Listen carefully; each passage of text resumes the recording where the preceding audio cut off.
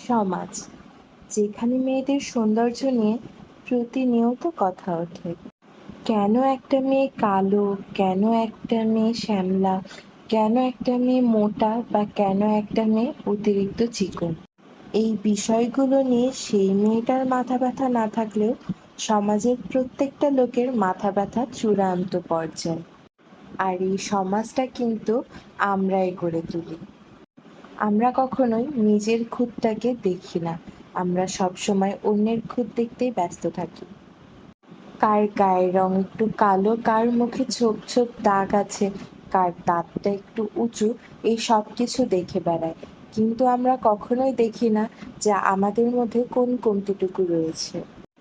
আমরা মুখের উপর অনেককে অনেক কথা বলে ফেলি, কিন্তু কখনোই এইটা ভাবি না যে আমাদেরকেও যদি পাল্টা উত্তরে কেউ কিছু বলে, আমাদের কোনো খুঁত চোখে চোখ রেখে বলে দেয়, তাহলে কিন্তু আমরা সেইটা সহ্য করতে পারবো না। আমরা যখন কোনো পার্লারে সাজতে যাই, তখন কিন্তু আমরা বা আমাদের সাথে থাকা কোনো রিলেটিভস অথবা পরিবারের লোক প্রথমেই বলে দেয় আমাদের স্কিনটাকে যেন অনেক ব্রাইট দেখায়, অথবা বলে দেয় আমাদের স্কিনের যে দাগ ছোপগুলো আছে সেগুলো যেন পুরোপুরি হাইড হয়ে যায়।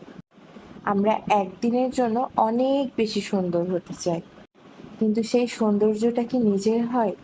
নিজের হয় না। সেটা তো পুরোপুরি আর্টিফিশিয়াল। আমি যদি আমার মুখের কালো দাগগুলোকে ঢেকে ফেলি পুরোপুরিভাবে, বা আমাদের এই ডার্ক স্কিন টোনটাকে ৩-৪ শেড ব্রাইট বানিয়ে সারা জীবনের মতো ফর্সা বানাতে পারবে? না, এটা ক্ষণিকের।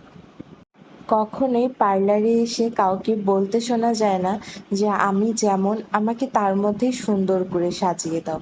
সবাই সবসময় নিজের খুঁতটাকে ঢাকতে ব্যস্ত হয়ে পড়ি। কারণ সমাজ আমাদেরকে চোখে আঙুল দিয়ে আমাদের খুঁতগুলোকে ধরিয়ে তোলে। এর জন্য আমরা সবসময় নিজের খুঁতগুলো নিয়ে নিজেরা অসন্তুষ্ট থাকি।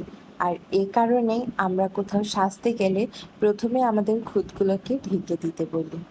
অথচ আমরা আমাদের এই বাজে স্বভাবটাকে কখনোই ঢাকার চেষ্টা করি না।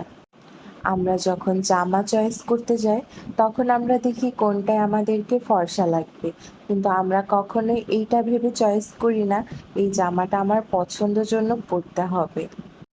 আবার আমরা যদি কখনো শাড়ি পরি, তখন আমরা ভাবি আমাকে মোটা লাগছে না তো, বা অনেক বেশি চিকন লাগছে না তো, কিন্তু আমরা এটা ভাবি না যে আজ আমার শাড়ি পরতে মন চেয়েছে বলেই আমি শাড়ি পরবো।